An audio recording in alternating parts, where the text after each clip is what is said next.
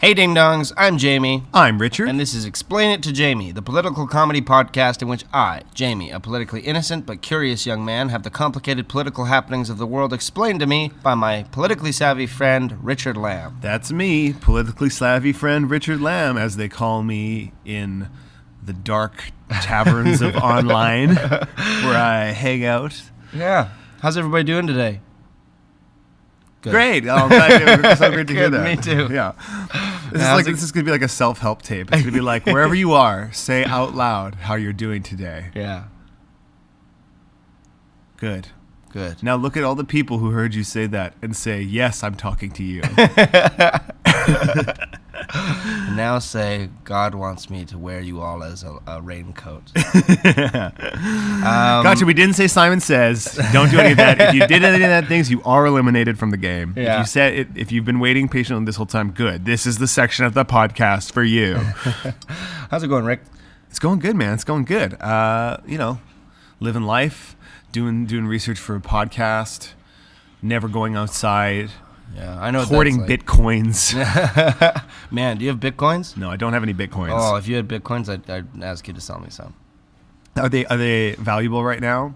They're so valuable. Aren't they? Each one's worth like $1,000. Here's in the last 10 years that they've existed, they have doubled in value every year. That's crazy. That is crazy. I bet that's never gonna pop, that bubble. I bet it might. The value of Bitcoins will only ever tick upwards. I was actually just reading about cryptocurrency eöarlier this week, which and there's this other one called Ethereum, I think, which is you're still investing in cryptocurrency, but it's sort of the other big one. And it's the one that will sort of, if Bitcoin pops, Ethereum will take over everything. So if you're looking to invest in cryptocurrency, that'd be like if you want to invest in the money. RC Cola of cryptocurrencies, now's your chance. Why did they have to name it Ethereum? Like, why? It just sounds like Ethereum is what it's called. Ethereum. That's a little cute. So I think it's like ether. Yeah, I get it. And it just sounds like something that Legolas would use as like a tablecloth. Yeah. You know what I mean? Yeah, or something like they would use to treat a wound in Dune. Yeah, that's right. It's like a little bit like cosplay for me. You know what I mean? Totally. Yeah. Well, it's cryptocurrency. Everybody who has a hand in creating it probably cosplays. Yeah. Why couldn't they just pick a normal name for it, like the Looney? Yeah. Or like what we have up here. Yeah. Okay, so Jamie, what do you want to learn about this week? I want to know about Justin Trudeau. Oh my gosh. Yeah, the man himself. It's our 30th episode. It's number 30. Yeah. Yep. So I thought that'd be a good a good exclamation point. One episode for every single time you and I have tandem wanked to a picture of Justin Trudeau on a surfboard. Yeah, this year, just this year, obviously. I mean, come on. Yeah, JT, man. Yep, JT himself. Yeah, the man of the hour. The boxing champion. The haircut with the good butt. Justin Trudeau is the Prime Minister of Canada, everybody, and we're going to talk about what his deal is and what that means and stuff. I'm excited to do it. It was nice to learn a bit about old JT. As we know, I'm not his biggest fan. No. But I'm also not his greatest enemy, probably. No, I don't think so. Comfortable middle ground. Yeah, I've got a couple opinions on old JT. Yeah. Okay, great. Well, why don't we, everyone, prepare your KY lubricant and box of tissues. Yeah, draw the curtains, lock the door. Light some candles, and let's get into it.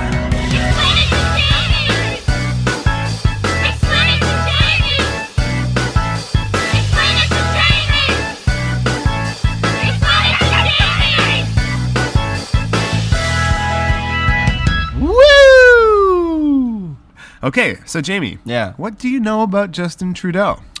I know that he is our current Prime Minister, and he is in the Liberal Party, and he also has a blood pact to avenge his brother's death by murdering the avalanche that killed him. That's right. Yeah. That's right. That's what I know about him. Yeah, Justin Trudeau's stated policy is to destroy the mountains. Yeah. He wants to flatten every mountain in Canada will be flat by the end of his tenure. That's as right. revenge against the mountains that took his brother away from him. Yeah, it is his like equivalent to the Donald Trump wall. It's like Yeah, his that's like right. weird hairbrained like, well, yeah, maybe We're gonna destroy the mountains and we're gonna make the ocean pay for it. I kind of did Donald Trump as Richard Nixon there, which was weird. It was like a weird mixed metaphor, but honestly, okay. that was real off the dome. I didn't have time to workshop that too hard. It's okay, man. No apologies necessary. Yeah, so you're right. Justin Trudeau is the Prime Minister of Canada, the current Prime Minister of Canada. He is notable because his father was also the Prime Minister of Canada, Pierre Trudeau, who is, if you're not a Canadian, pretty big deal in our country's history as far as prime ministers go, because there have been some dud-ass prime ministers, and Pierre Trudeau is not one of them. He looms extremely large, and there's a fairly strong case to be made for Pierre Trudeau as the most effective prime minister in Canada's history. Wow. Even more effective than John A.? Yeah, people have said. Wow. Because even though John A. obviously had a hand in creating the country, the big achievements of John A.'s tenure are like the railroad, which was kind of a mixed success, to say the least. I mean, sure, we got a railroad out of it, but at what cost? Right. Jamie was just in a very good play about this, so he knows a lot about it, but basically there was a lot of scandal around the railroad. Yeah. Pierre Trudeau was the prime minister from 68 until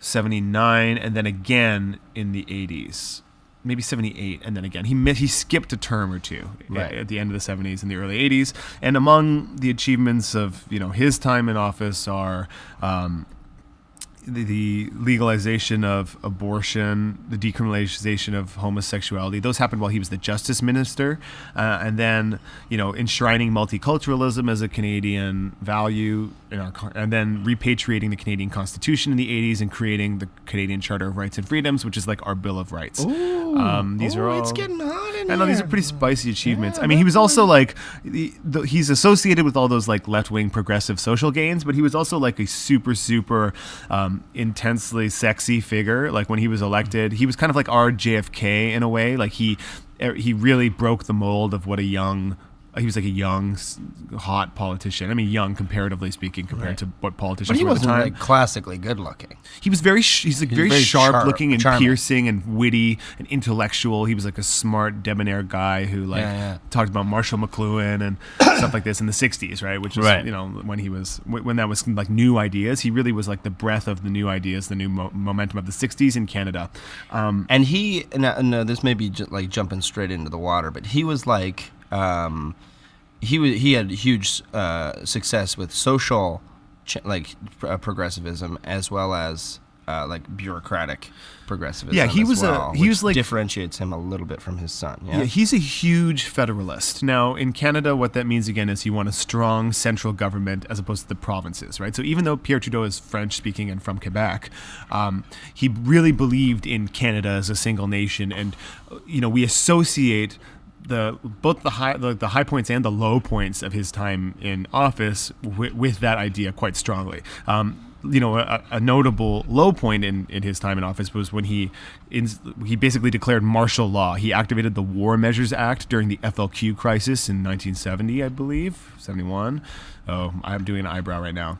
Anyway, but what that meant was at the time, Quebec separatism, the idea that the French part of Canada should separate and become its own country, was very strong, and there was a lot of like terrorist groups operating who were abducting and assassinating, minor bureaucrats and government officials, and they were also putting bombs in mailboxes, so they were like mailboxes exploding and killing people and stuff.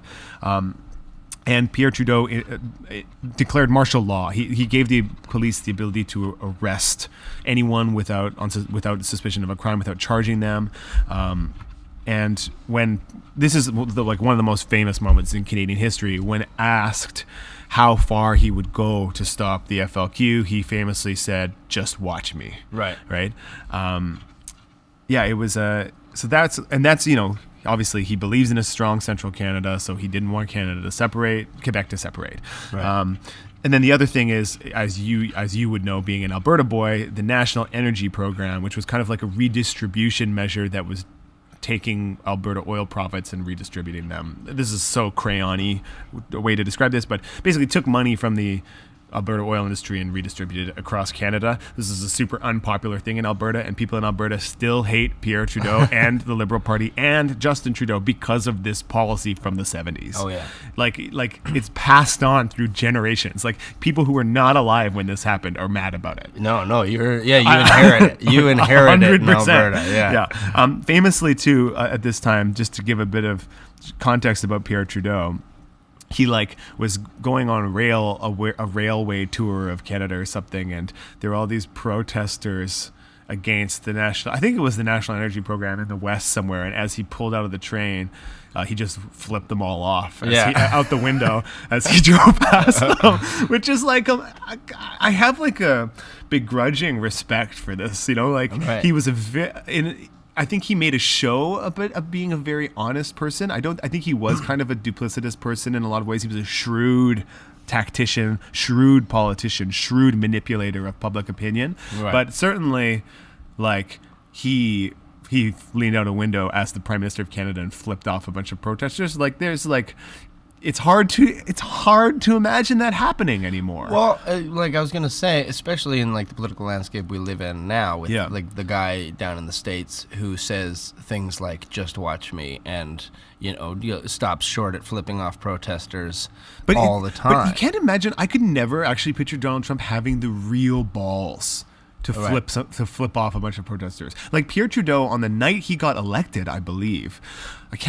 I'm mixing my political anecdotes again. This is just from my memory. I didn't actually research Pierre that much for this, but I am sort of I know about him. Yeah. I think on the very first night he was elected Prime Minister was very close, and he appeared at an event where he faced a hostile crowd that was throwing bottles and rocks at him, and he stood there dodging them, staring them down, as bottles smashed around him. Which is I could not imagine any politician being in that much physical danger in our modern age at all. Yeah. But he just laser stared down these people as they threw shit at him, just saying, "I will not back down before you." And then when the next morning he was the Prime Minister of Canada. So he was a strong-willed guy. Yeah. And now to transition to the section of this sponsored by Cosmo. He was also kind of an outdoorsy guy. He loved canoeing. He took these really rustic ass canoe trips. He himself was also a boxer, as was his grandfather Charles Trudeau. His father Charles Trudeau. His grandfather. No, his father. I'm picturing their dates in my head. Yeah. Sure. Wow. Yeah. I guess it also, that kind of behavior, as I sort of compared it to Donald Trump, it feels different coming from someone who is also savvy and intelligent and that's right, and empathetic and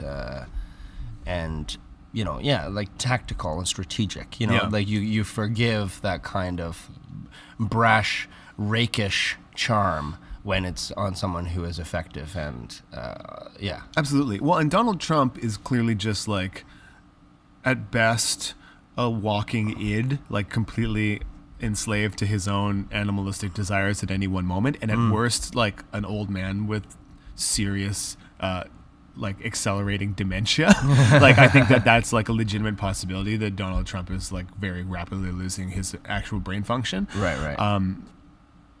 He's impossible to tell facts to. He doesn't. It's when you listen to him talking, you can see he kind of loses his own train of thought and forgets he said things. Well, I read the other day that Kelly is now fully going through everything that goes across his desk, right? And he is reprimanding staffers who are sneaking Donald Trump shitty news and publications, right? Like Breitbart and then things like that. There are people sneaking him those things to read, and Kelly is reprimanding people for doing that. Huh. Yeah. Gossip.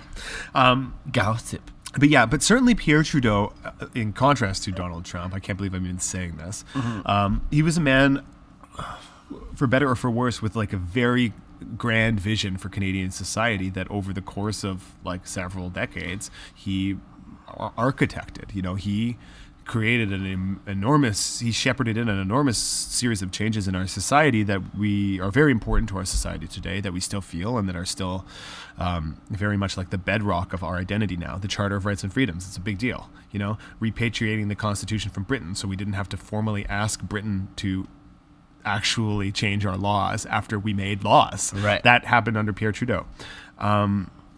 He created essentially, or he is the face, the public face of the creation of what is a modern Canadian today. He, like, the moment we transitioned from being like British subjects to our own country, even though that's still something we're figuring out, it's Pierre Trudeau that did that. Right. Maybe Lester Pearson started doing it. I have a family connection to Lester Pearson, so I love Lester Pearson. Yeah, I have a real soft spot for him. I think he's an amazing and very underrated prime minister and political figure in Canada. But he was only the prime minister for a very short amount of time, and Pierre Trudeau really finished off the start of those changes. Right. Cut to his son. Yeah, cut to his son. So Justin was born during Pierre Trudeau. No, Justin was born in Pierre Trudeau's term in office. Like, he was born into the prime minister's office and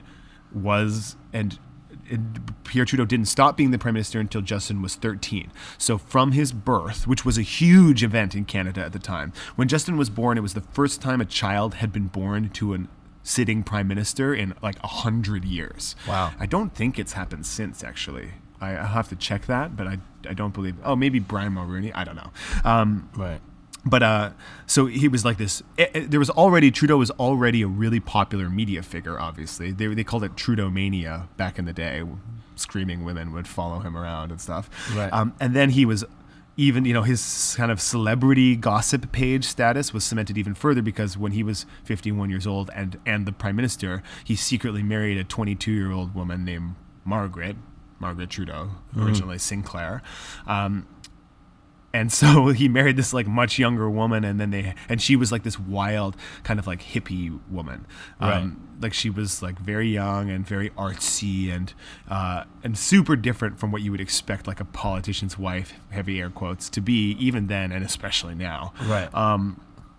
And so when this baby was born, he was like Canada's media darling. It was just like, baby Reginald Crumpet the Ninth or whatever that royal baby his name is. What the fuck is that baby's name? Harry? No, Harry is the son. The son. There's people who really care about this. I don't know what the baby's name is, the royal baby. You know what I'm talking about Gordon. right now? Like the baby. The baby. Yeah. That baby. I don't know. I've never met him. Justin Trudeau was like that level of celebrity baby in Canada. Right. He was basically his entire childhood is like documented everywhere he went, everywhere he was. Like, there's pictures of him, twice a week for his entire life until he's 13. He was the royal baby of the 70s. Exactly, yeah. Right. And even when he was like just a couple months old, Richard Nixon visited Canada and had dinner at the Prime Minister's house and said, a toast to the future Prime Minister of Canada, Justin Trudeau. Whoa. I know, right? And it came true. It came true. Wow. Yeah. I wonder what other stuff Richard Nixon prophesized. Yeah, by true. toasting. Yeah. He had no idea the power that laid in his glass Yep. as he rose it to the stars. And That's God right. looked down and said, okay. Let's be real. Satan looked up. And Yeah. said, okay. I mean, let's true. not get ahead of That's ourselves true. here. So Justin was this big media sensation baby, and kind of lived his life in the spotlight. And he was, very sweet and they wanted to give him a normal childhood, quote unquote, but I mean, it was like a childhood. There's a lot of messaging around Justin Trudeau. There's a lot of media narrative that obviously comes from him and his people. And obviously his family has been fascinated to Canadians and to the larger world for decades. So it's hard to really pierce to the center of what exactly happened here. he basically had, this crazy privileged upbringing where like Princess Diana's coming over to his house to swim.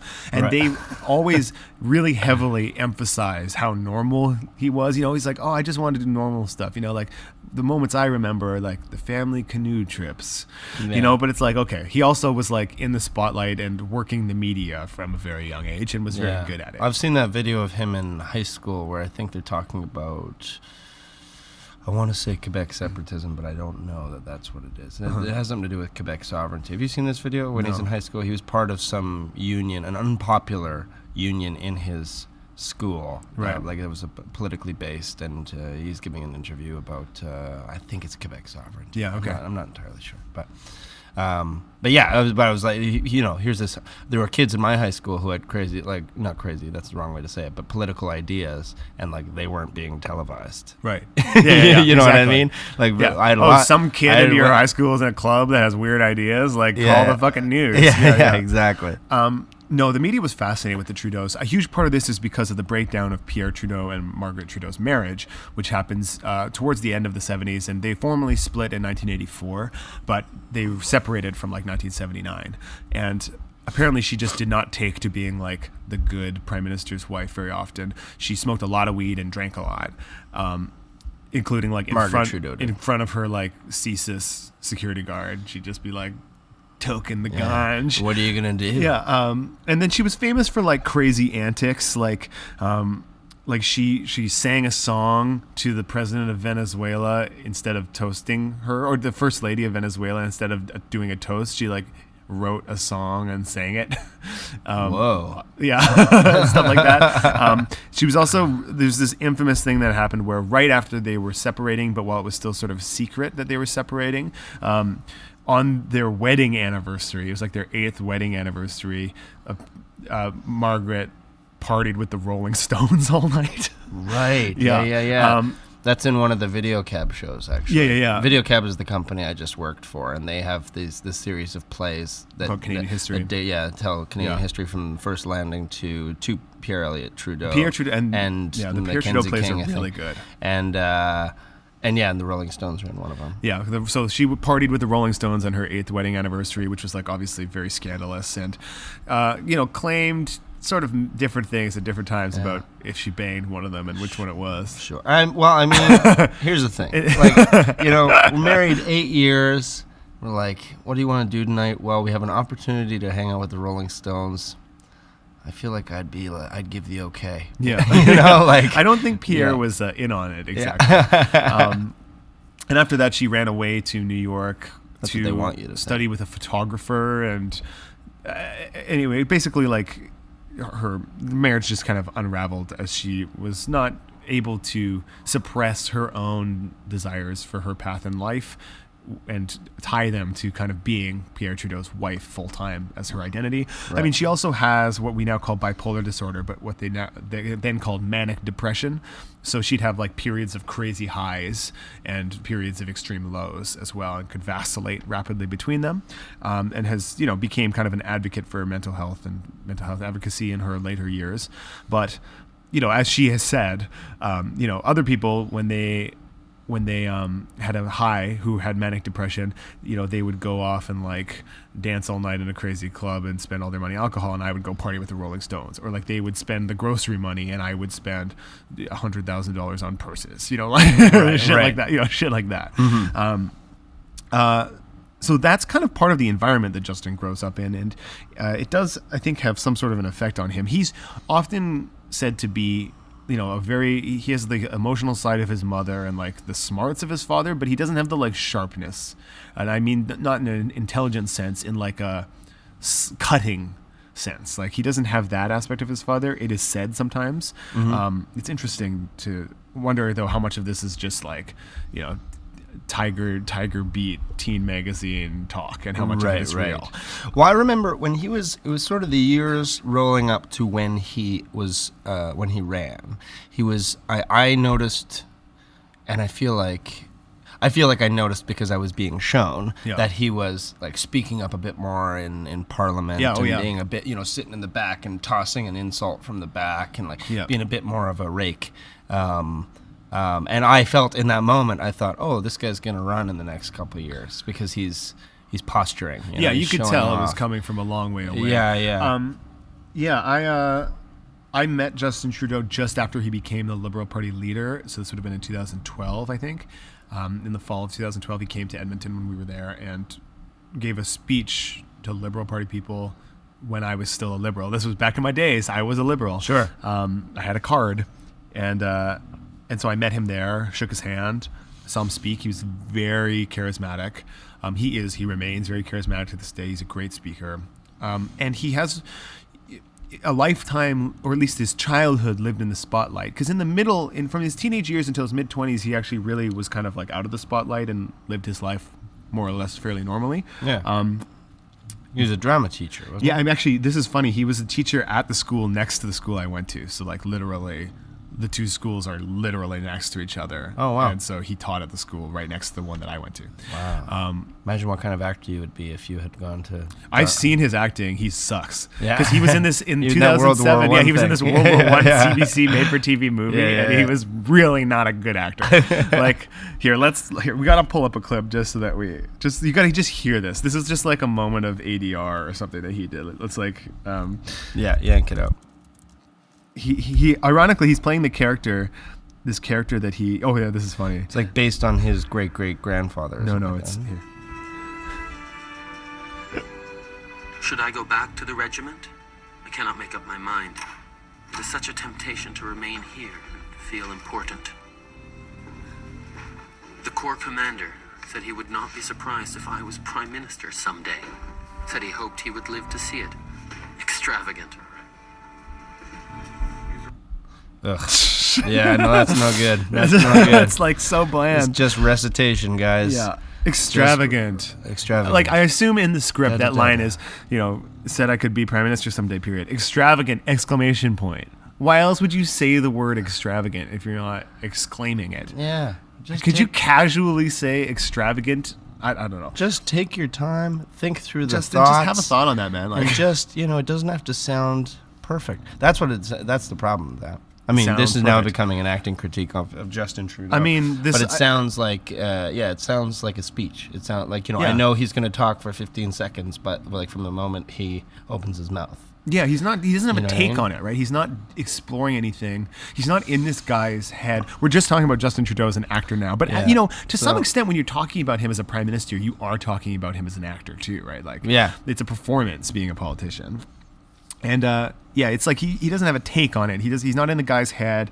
He doesn't have a point of view on what he's saying at all. He's just saying it. Just saying. Perfect, in a perfect and manicured rhythmically way. and The rhythm is bad. Anyway. Anyway, he was in that movie. Yeah, he was in that terrible movie. And yeah, he went to the school next to mine. So I know lots of people who were taught by him, and he was like, around. Like, we would see him around. Sure. They'd occasionally like get a picture of him snowboarding or something, but he was kind of a curiosity. Yeah. And in his defense, and this is back on the acting thing, I don't think you have to be a good actor to be a good drama teacher. No, you just have to be like empathetic, know a little bit about drama, and Make it fun. And it's- In theater school, or Yeah, in make it a high good school, time. it's like just about making it fun and interesting. yeah. to learn. Although I had a great drama teacher who stopped being a teacher and is now a playwright. Oh, wow. Yeah, Sally Stubbs. Hi, Sally. Hi, Sally. Yeah, Nice to meet you. she's very good. When are you running for Prime Minister? So Justin flies under the radar for a while and then kind of comes back into the spotlight in 1998 when his brother dies, as we joked about earlier, which was a little mean, but come on. Hey. These people are in power. Yeah, I like the idea of someone revenging their brother against a mountain It's is funny. funny. That's objectively funny. Yeah, forget he about wants it. to Yeah. destroy Send in your destroy comments all if the you like, mountains. but I'm not going to fucking read them. Yeah. So there's 3 Trudeau brothers, and the middle brother, Justin's the oldest. There's Justin, Michelle, and Sasha, and the middle one dies in an avalanche. He was kind of like an adventurer. Michelle? Michelle, yeah, Okay. which is French for Michael. Right.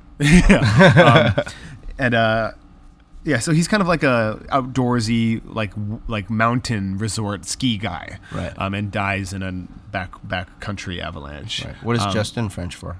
Justin's French for just in. Brutal.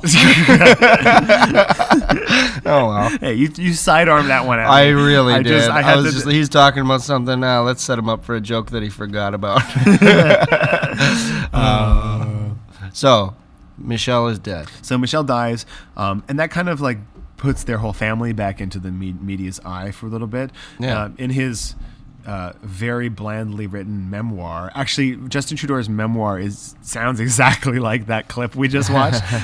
He talks about how he thinks that event was the start of his father's like death, because his father was like 70 at this time, but was very robust and still very outdoorsy and like active, and he died like 2 years later. Right. It just deteriorated instantly into old age and died, and it was quite sick and had been kind of hiding it too. Right. So Pierre Trudeau dies in 2000, and it's a big, we mark the death of a Canadian who really affected Canada's history a great deal.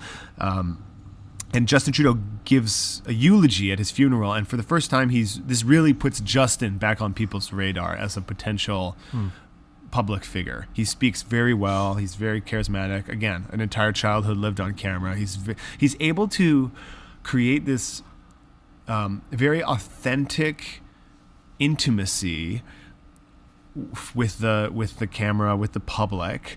And he appears to share a real part of himself and has a real empathy and a real heart. And yet at the same time, his ability to land exactly in the realm of good for a politician, maybe just towards one edge, is like, it's like a child prodigy thing. You know what I mean? Like he understands on a deeply instinctive level the like playing field for a politician, I feel, because he lived it and breathed it from birth. Yeah, he like spent, until he was 26, he spent more time in this media spotlight than out of it, right? Like, Right.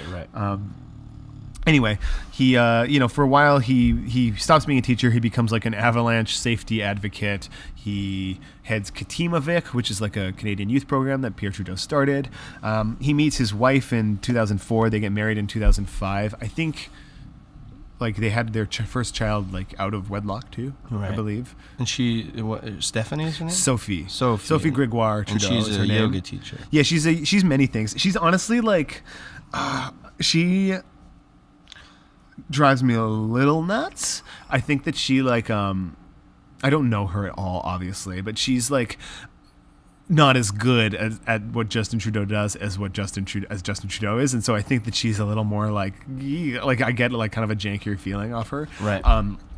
She's a yoga teacher. She's kind of like an eat, pray, love woman a little bit. She was a broadcast journalist too. Like she was a television host on like E-Talk for Quebec. Okay. And worked in news organizations writing like ticker copy and stuff like that. And has had kind of like odd jobs. She was a personal shopper. Isn't that a weird thing that Renfrew in Montreal? That someday you could become like relevant, and then like if someday I became that relevant, and then people on a podcast could be like, yeah, Jamie, so he worked at Sport Check from when he was 15 to 17. That's like a fact about you. Yeah, exactly. It's so weird. Yeah, two shitty dudes 30 years from now will be saying all this stuff about you. Yeah. Hopefully for good reasons. Yeah, and then it all turned. Yeah, he became the murderer he is now. Right, that's right. Yeah, the man who finally killed the mountains. Yeah. Justin had to go to him personally. Right, so he met Sophie, married Sophie. Yeah, and they got married in 2005. Mm-hmm.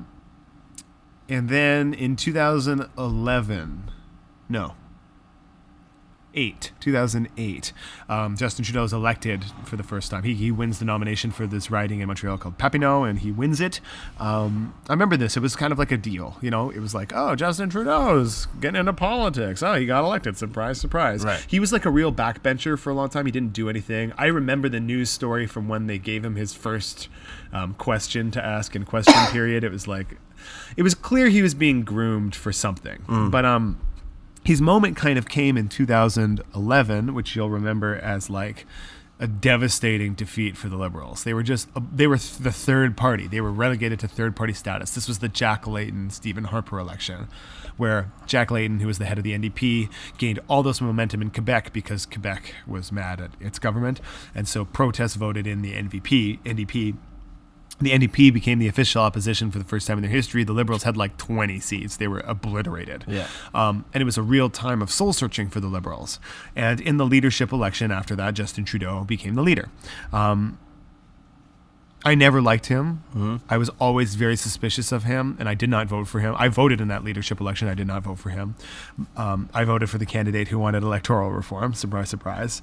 But it was undeniable that he had a young energy. He's an incredible speaker. Like I said, he's very good at creating this warmth and intimacy with the people he's speaking to. And he comes off as honest. Yeah, and he does come off as honest. And I do believe that he has ideals. I believe that he is an extremely good manipulator.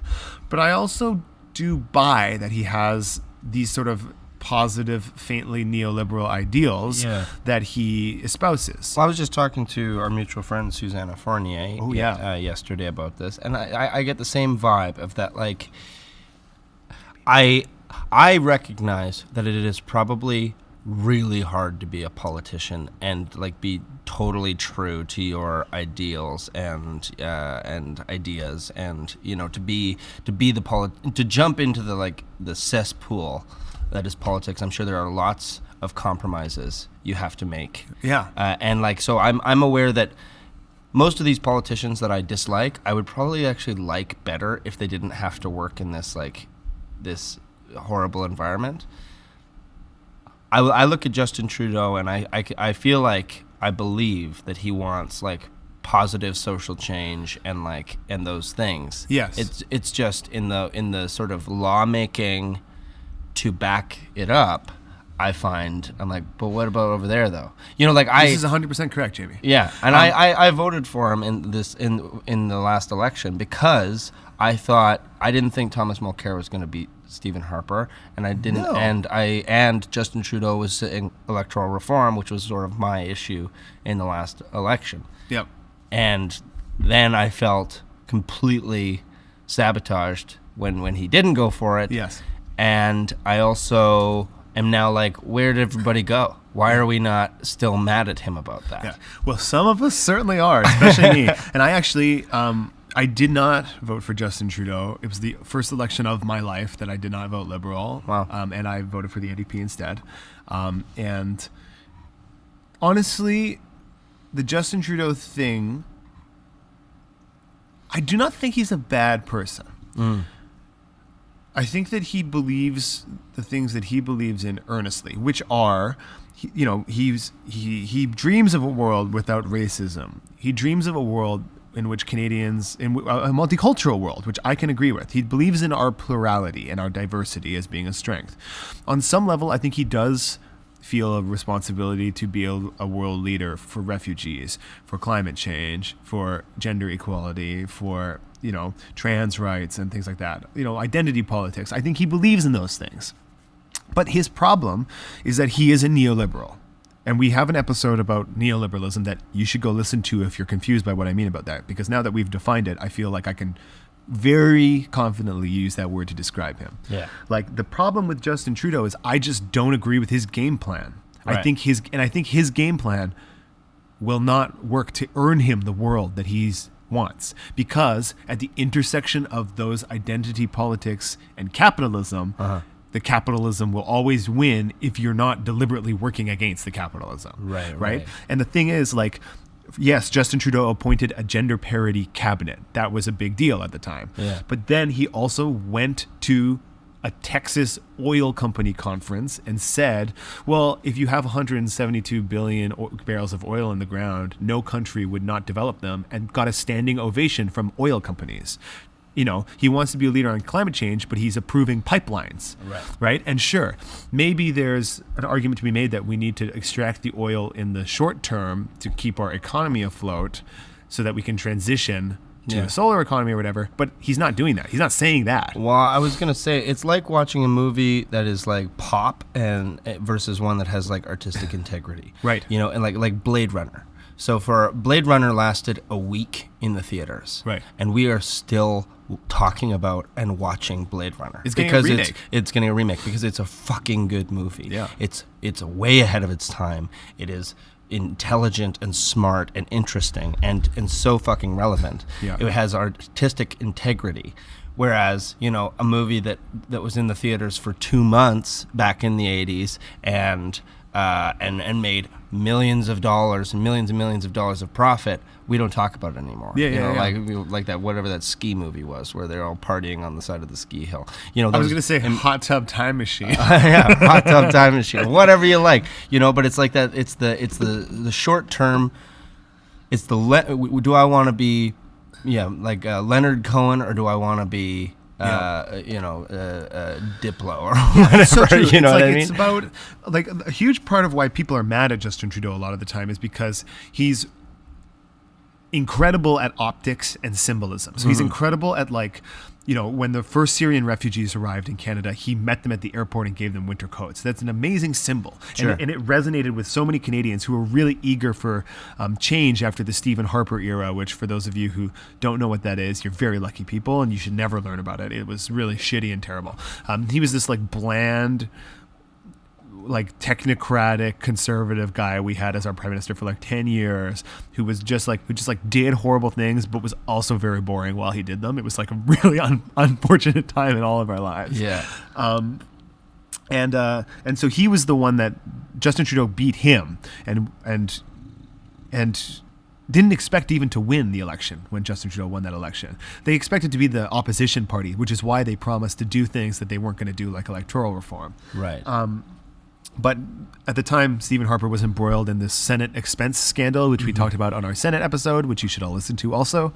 And so on the strength of that, and because he was a really popular figure, he won the election. But yeah, so he's really good at optics. He's good at symbolism. He's good at showing up to things and signaling his values. But the actual policies that would help people, he's thin on so far, and I think people are more and more. Finally, his honeymoon period has started to drop. He became more popular in the time, in his first year after election, which was unprecedented. But now in this next year, it's almost a year again. He's falling off, Right. And it's because we haven't been seeing the rubber on the road. You know, we lost electoral reform. He approved pipelines that people did not want him to approve. He's been really bad about Indigenous stuff, which he claimed was a massive priority for him, and he was really not good about. Right, his famous line about, you know, Indigenous youth just want storage for their canoes, is what he said. That's what their main issue is, when they're all like, actually, we'd love to not have all of our friends committing suicide, and also clean water would be great. And roads to where we live. Yeah, and like this week, he did a cabinet shuffle, so he changed up who's the cabinet ministers are, and he divided the Department of Indian Affairs. Literally, that's what it was called. No, sorry, it wasn't called that. It was called something else. That's what it was originally called. But he divided the Indigenous folder into two different things. And one of them is like Indigenous relations, Indigenous Canadian relations. So that's an interesting signal because it says that's a very interesting way of phrasing. Right. Yeah. And then there's another one that's like Indigenous resources or something. But it's a cabinet shuffle, right? It's not a policy. It's not right. It's like a motion in Parliament. Exactly. It's sure, you can call it what you want to call it, but until you actually dismantle the structures of colonialism, you haven't done this yet. Right. So there's a lot of symbols and there's a lot of signaling, but there's not a lot of action. And the problem is, the symbols and signaling make enough people feel good that you kill the momentum to agitate and keep the pressure up for the real change. That's the danger. Right. Yeah. Interesting. Very interesting. Yeah, so this is where I feel like we're at with him today. We're all waiting for him to show us his plan. Right. We're waiting for him to show vision and show leadership. Like, we need to transition to a non-oil economy. What do you think the odds are that he is like prepping for like a 12 or 16 tenure as prime minister? Extremely high. Yeah. And I want to be clear. I think Justin Trudeau is an excellent politician. Yeah. I think he's very good at his job, and he's not dumb. Yeah. He's extremely good at his job and at playing the media game. Yeah. And his greatest weapon is that he's super likable, and he's a hot commodity, right? He's popular internationally. He has international prominence, right? Him and his wife are on magazines and stuff. They're popular wherever they go. And so because he's also able to make everyone like him, everyone wants to be seen with Justin Trudeau and to be liked by Justin Trudeau, and he's able, and because they get something out of it because he's a hot commodity, and he's able to make everyone feel at ease. And so because of that, then he can kind of pick and choose what he actually does. Right. He can disarm everybody, I feel like. I was gonna so on that note then, like, because it was such a hard stop on the electoral reform thing. Now it makes sense to me that that he didn't expect to win, that they expect to be the party of opposition, and then all of a sudden they have to backtrack. I also wonder, if I'm prepping to be prime minister for 12 years, I then go, okay, is it beneficial to me to postpone this electoral reform until my 9th year? Exactly. And then, like, when I don't think I'm going to get back in again, switch it up so that we can get what we all wanted. Yeah, and to be honest, this was a very Pierre Trudeau move. It was very manipulative, very shrewd, and the coldness with which he abandoned electoral reform and seemed angry at people for trying to hold him to the promise and resentful that people cared about it reminded me a great deal of Pierre Trudeau, actually. And so this is part of why I'm nervous about him with stuff like that. Yeah, it's a bit of a trust me vibe. At the same time, he got caught out in January saying that we need to phase out the oil economy. There was a big backlash against that. He then backpedaled on it. He's not acting like we need to phase out the oil economy. He's making plans for further development and extraction of oil. Yeah. Do I think there's a chance he has phasing out the oil economy as a goal? Yes, I do think there is a chance that he wants to do that. But we need to do it, and I think the problem is that extracting oil from the tar sands takes almost as much energy as it gives us back with oil, and the oil that we have in the ground in Alberta is enough. Just burning that oil will push us 2 degrees hotter. Right. Which is, or 1.5 degrees hotter, which is like the Paris Climate Agreement, which is what he wants to stick to. Like he's undoing whatever climate change work he wants to do by developing the oil sands further. So this makes no sense. This is like a neoliberal thing. He's trying to keep business outside. If you can get the Conservatives to hold on, and like the Conservatives who voted for you versus, because I know Albertans who are like lifelong Conservatives who voted for Trudeau. Yeah. And if you can get them to stay with you for 12 years, that's a lot more time.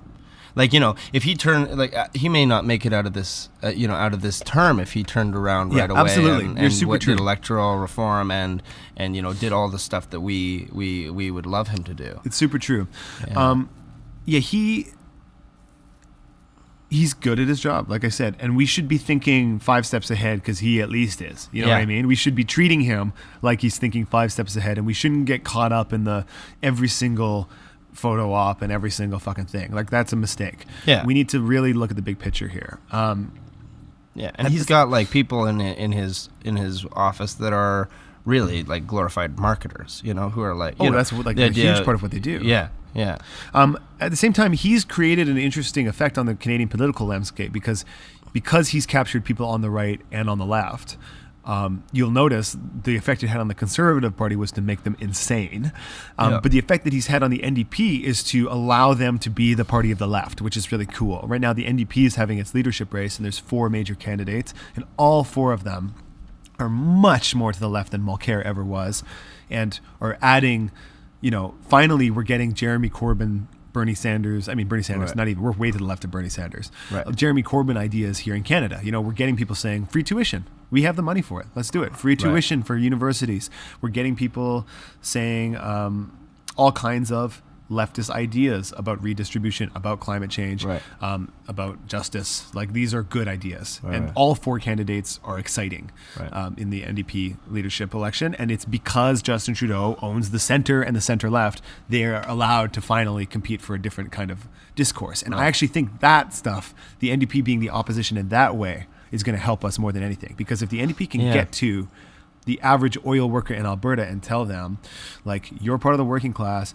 We need to have a just transition, that's a buzzword, in climate change, away from our oil economy where you don't get fucked over, but we still transition. Right. Like, that's how we get climate change. Right, We need right. to build the power of the left in terms of creating climate change. Interesting. There's a huge divergence, actually. But is there a street in Toronto called Pierre Elliott Trudeau Avenue or Street? Let's find out.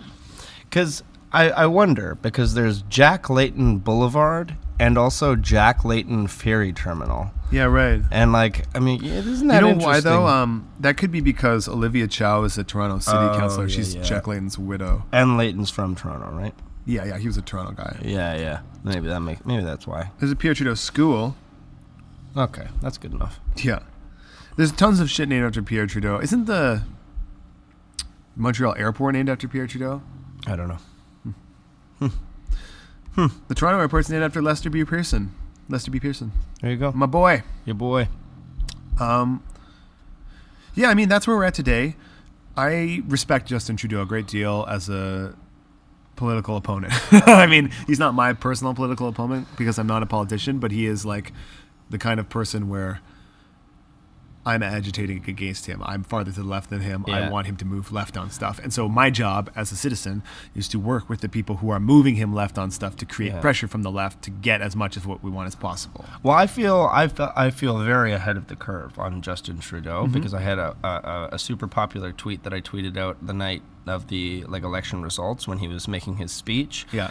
And it was, I had a few of them, but one of them I said, this is great. We can now, we're out of Harper time. That's delicious. We're gonna get our legalized weed and legalized abortion. We're gonna keep that, and our gay rights are secure for now. But we also have to hold him accountable to all the promises he's made on electoral reform and all that. Absolutely. And that was a very popular tweet. And now Yeah, held up well. I'm like, Here you are. guys, We're trying to keep him accountable. I should say too. Here's an example. Like the legalizing weed is the biggest single policy thing. That's a big change, and it's definitely something that he has moved forward on. He's kept that promise.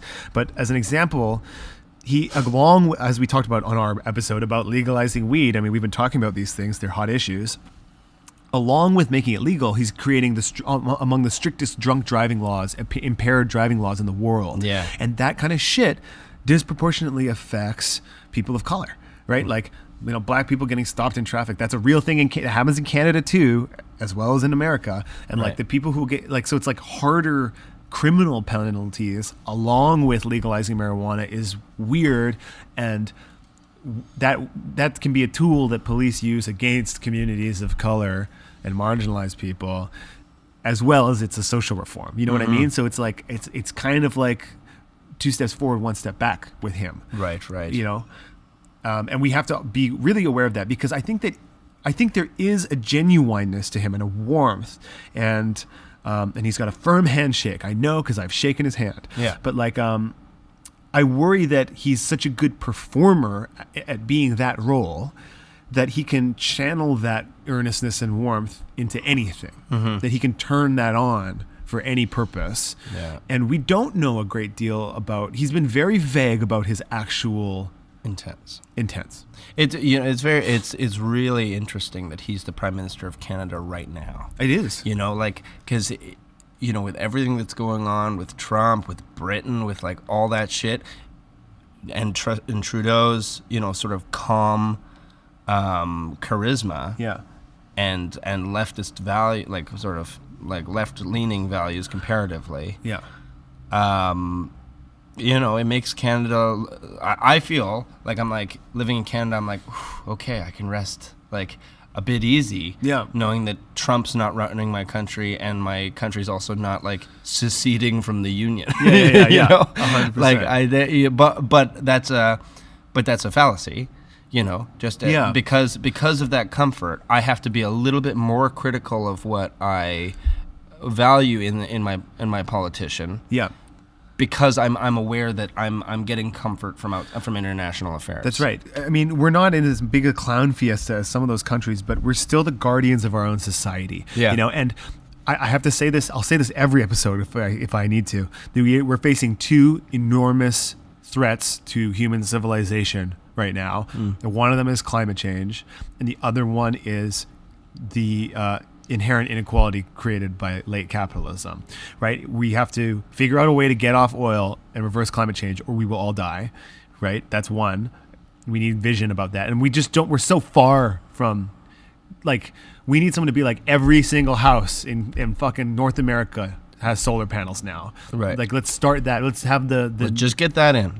Get that in. Yeah. Let's get that in. You know, like, we need that. We need society-wide vision on this, dude. and I just still don't see it forming. I was reading about these things that are meant to replace roads. Yeah. They're these octagon-shaped pads that can like each hold up to like they're about a foot by a foot, and they each hold something like 2 tons of weight without damage, and you connect them together like it's super easy. It's like Lego. Yeah. And they're meant to replace roads, and what they can do is they can heat up in the wintertime to melt the snow. They have extraordinary grip, as well as they're all solar panels. And like the amount of surface area that like all the roads in the country is immense. So if you could just do that, you would you would power your country 10 times over. Yeah. And we need like a society-wide, just like the New Deal, FDR. Yeah. Like they helped get America out of the Great Depression by being like, let's build everything we can. I think we need a society-wide movement to build this infrastructure. We need solar infrastructure. We need it now. And then the other crisis is the inequality caused by late capitalism. As things become automated, as we lose jobs, we need to fundamentally rethink how we distribute the resources in our society, because it's all collecting right now at the top. And at some point, either billions of people will have to die in order for everyone to be able to have something, or we need to redistribute our wealth.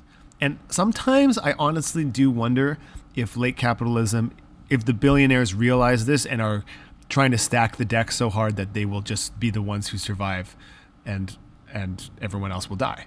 Right. I honestly think that that's a possibility. Right. I had Like, that notion the other day. Like Elysium is real. It's like the fucking plot of The Kingsman. Yeah. But it's real. But like it's a possibility. If you were an extremely smart billionaire right now, on some level, wouldn't you be thinking, you know what, why don't I just invest in the things I need so that when the mob of people comes, I will live and, millions of people will die. Yeah. Climate change will do it for them. All they have to do is invest in fucking mountain sanctuaries, assuming Justin hasn't murdered them all by then. Maybe that's Justin's plan. Maybe he wants climate change to happen so that the oceans destroy the mountains. That's why he's building all the pipelines. Full circle.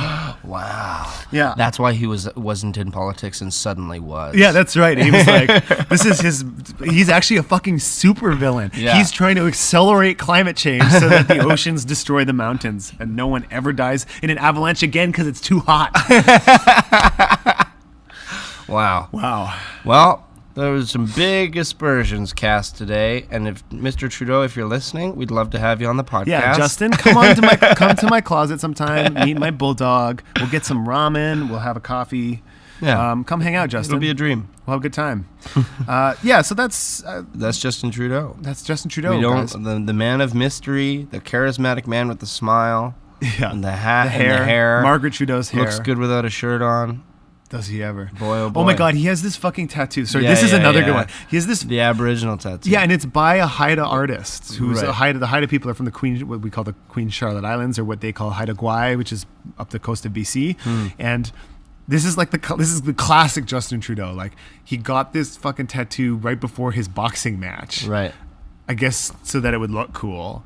Well, he used to have a shitty tattoo. It used to be a globe. The globe, and it was really bad. Yeah. Like, if you look, it's still there, and you go like, oh, that's a bad tattoo. Yeah, because it's part of the eagle. Yeah. Because the eagle is this Haida eagle, this indigenous eagle symbol, and it has a circle in the middle that is part of the design, but instead of the circle that's actually part of the design, it's this globe. Yeah, that he had before. Because he had it as a cover-up. Yeah. And so Haida Gwaii people were like pleasantly surprised, even though he never credited the actual Haida artist who it is.